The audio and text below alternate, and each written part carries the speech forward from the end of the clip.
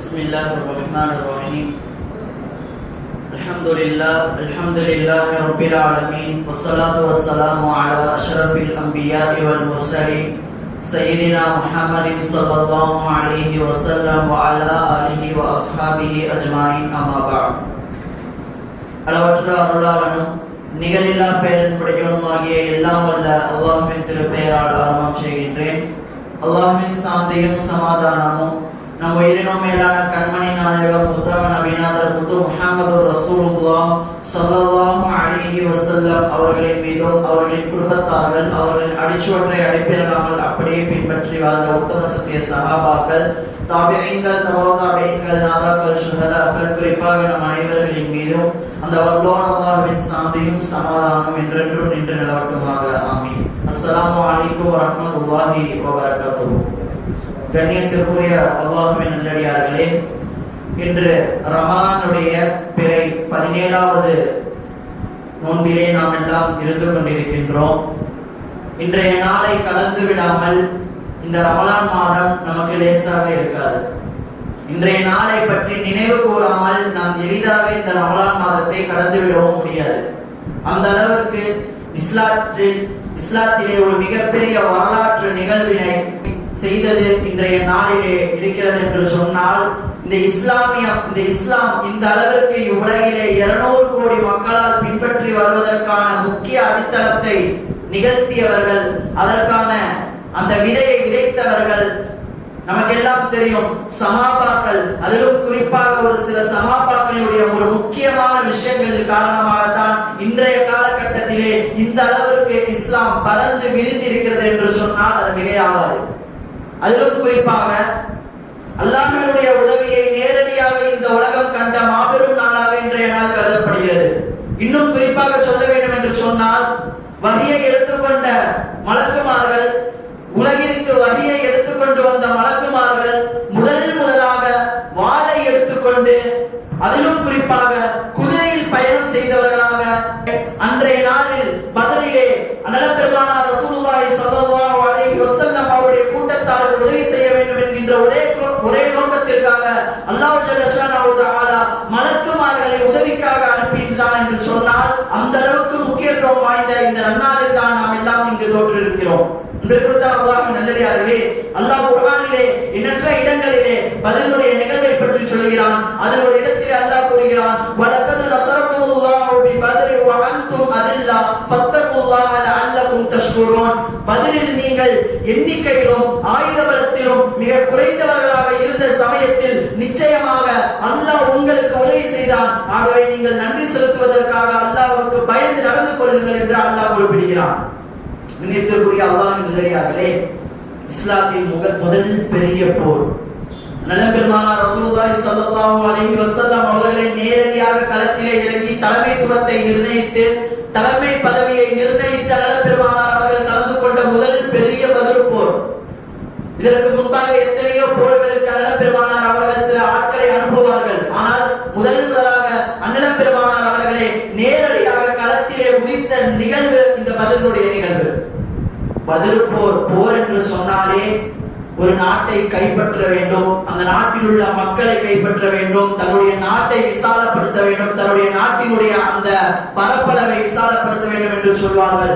ஆனால் இஸ்லாத்தில் நடந்த போர்கள் அதற்கான போர்கள் அல்ல. இன்றைய காலகட்டத்திலே நடக்கிறது எத்தனையோ நாடுகளுக்கு மத்தியில் நடைபெறக்கூடிய போர், அந்த நாட்டை கைப்பற்ற வேண்டும் என்று எண்ணி அந்த போரை நிகழ்த்துகிறார்கள். ஆனால் இஸ்லாத்தில் அந்த ஒரு நோக்கத்திற்காக எந்த ஒரு போரும் செய்யப்படவில்லை. தற்காப்புக்காக செய்யப்பட்டதுதான் இஸ்லாத்திலே போர்கள்.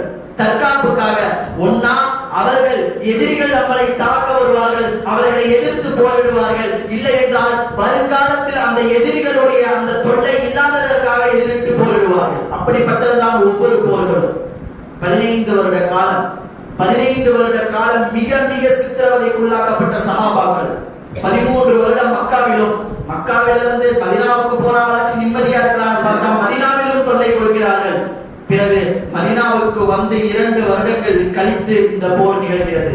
சரியாக அன்னலம் பெருமானார் ரசூலுல்லாஹி ஸல்லல்லாஹு அலைஹி வஸல்லம் அவர்களுடைய 55வது வயதிலே, என்றெல்லாம் சொல்வார்களே, இஸ்லாம் வாளால் பரவியது, போரால் பரவியது. 63 வருஷம் வாழ்ந்த அண்ணல பெருமானார் ரசூலுல்லாஹி ஸல்லல்லாஹு அலைஹி வஸல்லம் அவருடைய காலகட்டத்திலே 55வது வயதில் தான் போரை கையில் எடுக்கிறார்கள். அதற்கு முன்பு வரை எந்த மனிதரிடத்திலும் போர் செய்ததில்லை, எந்த மனிதரிடத்திலும் அடித்ததில்லை. நேற்றைய தினத்தில் பார்த்தோம், அண்ணல பெருமானார்கள் எந்த மனிதரையும் அடித்ததில்லை, அல்லாஹ்விற்காக போர் செய்ததை தவிர, அல்லாஹ்விற்கு போர் செய்த அந்த தருணத்திலே தவிர என்று நாம் பார்த்தோம். அப்பொழுது அண்ணல் பெருமானார் அவர்கள் அத்தனை காலம் கஷ்டத்திலே, சஹாபாக்கள் மிக மிக துன்பத்தில் இருந்தார்கள். 15 வருட காலம் இந்த இஸ்லாத்தை ஏற்ற ஒரே காரணத்திற்காக காஃபிர்களால் மிக மிக துன்புறுத்தப்பட்டார்கள். பிறகு அல்லாஹ்வினுடைய உத்தரவு வருகிறது, நீங்கள் போர் செய்யுங்கள் என்கின்ற உத்தரவு வருகிறது. அப்பொழுது அண்ணல் பெருமானார் ரசூலுல்லாஹி ஸல்லல்லாஹு அலைஹி வஸல்லம் அவர்கள் ஒரு மஷூராவை கூட்டுகிறார்கள். ஏனென்று சொன்னால் சஹாபாக்களுடைய உதவியை கொண்டுதானே போர் செய்ய முடியும் என்கின்ற காரணத்தினால் மிக பெரும் ஒரு மஷூரா, அதிலும் குறிப்பாக மதீனா வாசிகளுடைய மஷூரா. ஏனென்றால் எதுவுமே இல்லாமல் மக்காவிலிருந்து அனைத்து பொருளாதாரத்தையும் குடும்பத்தையும் விட்டு வந்த மதீனா வாசிகளுக்கு தான் மக்கா வாசிகளுக்கு அனைத்து விதமான நலன்களையும் கொடுத்தார்கள். அப்படிப்பட்டவர்களிடத்திலே எடுத்தோ கௌத்தோன்னு ஒரு போருக்கு கூப்பிட்டா நல்லாவா இருக்கும்? ஏன்னா போர்னு என்ன சொன்னா, போர்னு சொன்னாவே வாழ்வா சாவாங்கிற ஒரு விஷயம். திடீர்னு போர்னு சொல்லிட்டா எப்படி அப்படிங்கிறதுக்காக நல்ல பெருமானார் அவர்கள் ஒரு மஷூராவை கூட்டுகிறார்கள். அனைவரிடத்திலும் மஷூரா கேட்கிறார்கள்.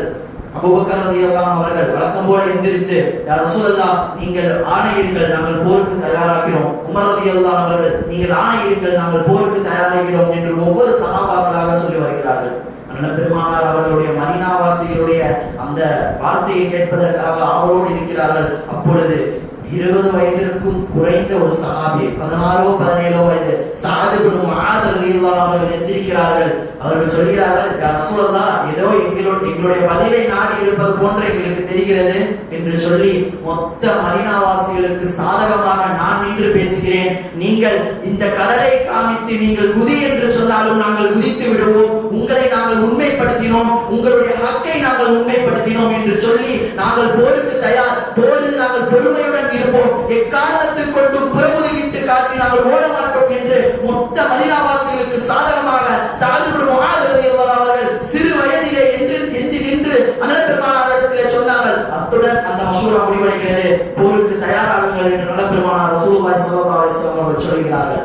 அன்பிற்குரிய அல்லாஹ்வின் நல்லடியார்களே, வரப்போற கூட்டமோ ஆயிரக்கணக்கான காஃபிர்கள், மிக பெரும் படைபலம், குதிரைகள், ஒட்டகங்கள், அதிலும் ஆடலும் பாடலுடன் வந்து கொண்டிருக்கிறார்கள். இவர்களிடத்திலே ஒரே ஒரு குதிரை,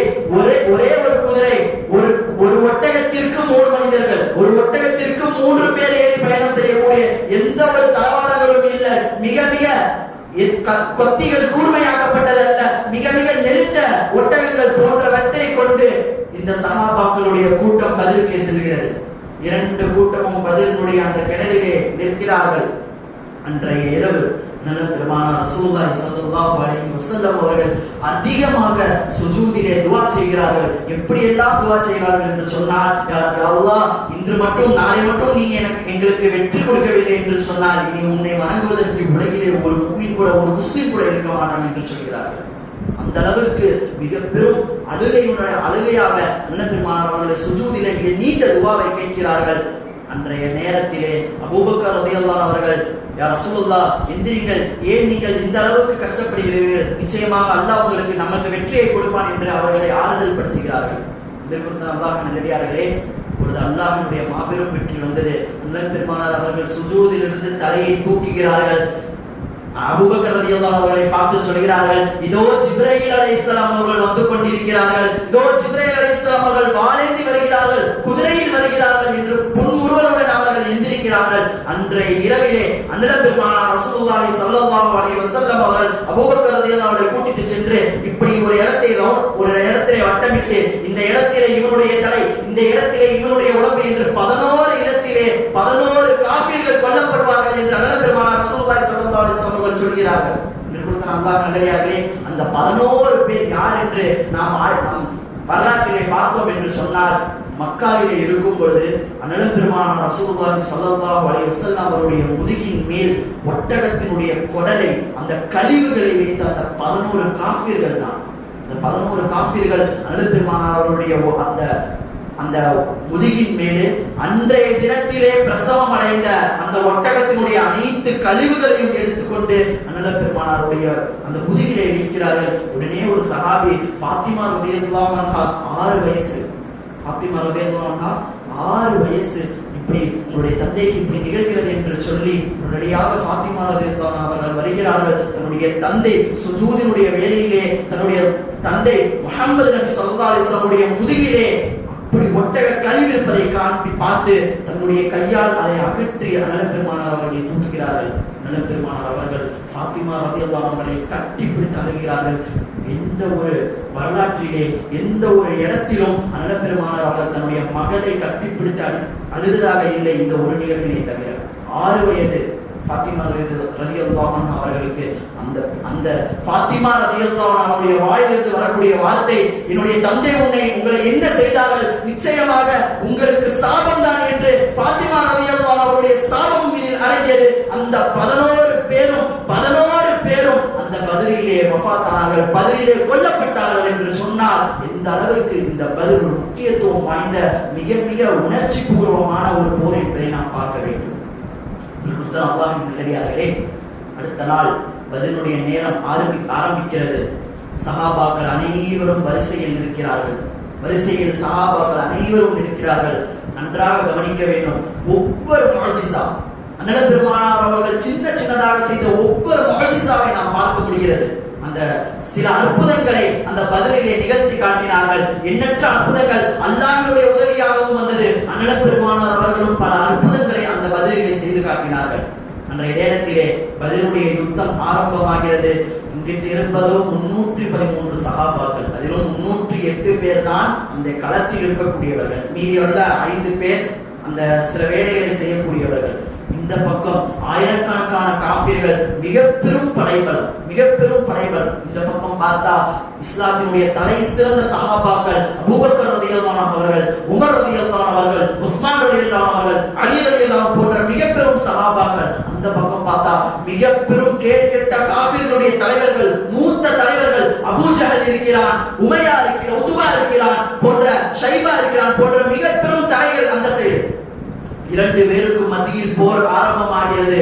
அண்ணல் பெருமானார் ரசூலுல்லாஹி ஸல்லல்லாஹு அலைஹி வஸல்லம் துஆவை போன்று அன்றைய நாளில் மலக்குமார்களுடைய மிக பெரும் ஒரு உதவி கிடைக்கிறது. இதற்கு முன்பாக நாம் ஒரு விஷயத்தை பார்த்தோம் என்று சொன்னால், அன்றைய இரவிலே நாளைக்கு போர்னு சொன்னா அவங்களா எப்படி இருக்கும் நினைச்சு பாருங்க.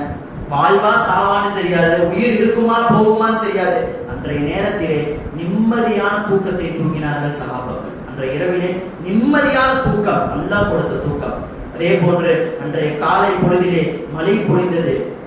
அதோடைய விளக்கத்தை பார்த்தோம் என்று சொன்னால், சஹாபாக்கள் இருக்கக்கூடிய இடமோ புதை மணல், அவர்களுடைய இடமோ காஃபிர்களுடைய இடமோ செழிப்பான இடமாக இருந்தது. இந்த ஒரு மலையின் காரணமாக சஹாபாக்களுடைய இடம் பசுமையாக காணப்பட்டது. இவர்களுடைய இடம் அப்படியே மாறுதலாக புதை மணலாக மாற்றப்பட்டது. இந்த அளவிற்கு மிக மிக அற்புதங்கள் நிறைந்ததுதான் இந்த பத்ருடைய நிகழ்வு. அது மட்டுமல்லாமல் எண்ணற்ற விஷயங்கள். அந்த போரினுடைய ஆரம்பத்திலே அண்ணல் பெருமானார் அவர்கள் சஃபை சரி செய்து கொண்டிருக்கிறார்கள். பிறகு போர் ஆரம்பமாகிறது. 2 பேருக்கும் மத்தியில் மிக பெரும் போர், கடுமையான போர் நிகழ்கிறது. ஒரு சஹாபியினுடைய கண்ணுல ஈட்டி குத்தி அந்த கண்ணு வெளியில வந்துருது. அவர்கள் அவருடைய கண்ணு வெளியில வந்துருது. அந்த கண்ணை அப்படியே எடுத்துட்டு போய் ரசூலுல்லாஹ்ட்ட காமிக்கிறாங்க. ரசூலுல்லாஹ் அந்த கண்ணை அப்படியே வச்சு தன்னுடைய உள்ளங்கையில் எச்சியை தடவி அப்படியே அந்த கண்ணுல வைக்கிறாங்க. அந்த கண்ணை அப்படியே ஒட்டிக்குது. இறுதி வரை அந்த கண்ணுல எந்த ஒரு நோயும் வந்ததில்லை. இது போன்ற மிக பெரும் விஷயம். அதே போன்று உகாஷா ரலியல்லாஹு அன்ஹு அவர்கள், அவருடைய வாள் அதிலே உடைந்து விடுகிறது. அண்ணல் பெருமானார் ரசூலுல்லாஹி ஸல்லல்லாஹு அலைஹி வஸல்லம் இடத்திலே வந்து, யா ரசூலுல்லாஹ், என்னுடைய வாள் உடைந்து விட்டது என்று சொல்கிறார்கள். ஒரு கட்டையை எடுத்து கொடுக்கிறாங்க. ரசூலுல்லாஹ் ஒரு கட்டை எடுத்து கொடுக்கிறாங்க. அந்த வாள் செய்யாத அற்புதம் இந்த கட்டை செய்கிறது. ஒரு வீசினார்கள் என்று சொன்னால் அந்த காஃபிர்களை அழித்துக் கொண்டு மீண்டும் தன்னுடைய கைக்கே வரக்கூடிய அற்புதம். இப்படி சஹாபாக்கள் சொல்வார்கள். பல ஹதீஸ்களிலே வருகிறது, நாங்கள் கையை மட்டும்தான் ஓங்குவோம், ஆனா தலை தனியா விடுவோம். அல்லாஹ்வுடைய உதவி. மலக்குமார்கள் அப்பொழுது வெட்டுவார்கள். இன்றைய நிகழ்விலே மிக பெரும் ஒரு மிக பெரும் ஒரு எதிரியாக இஸ்லாத்திற்கு திகழ்ந்தவர் அபூ ஜஹலுடைய மரணம். எந்த அளவிற்கு என்று சொன்னால், 2 சிறுவர்களின் மூலம் அந்த மரணம். இரண்டு சிறுவர்கள் சஹாபின் சிறுவர்கள் வருகிறார்கள். அப்துல் ரஹ்மான் அவுஃப் ரலியல்லாஹு அன்ஹு அவர்களிடத்தில் கேட்கிறார்கள். அந்த போருக்கு மத்தியிலே கேட்கிறார்கள், அபூ ஜஹல் யார் என பார்த்தது சின்ன சஹாபிகள். அபூ ஜஹல் யார் அப்படின்னு, யார் எதுக்கு உங்களுக்கு என்ன கேட்கிறாங்க.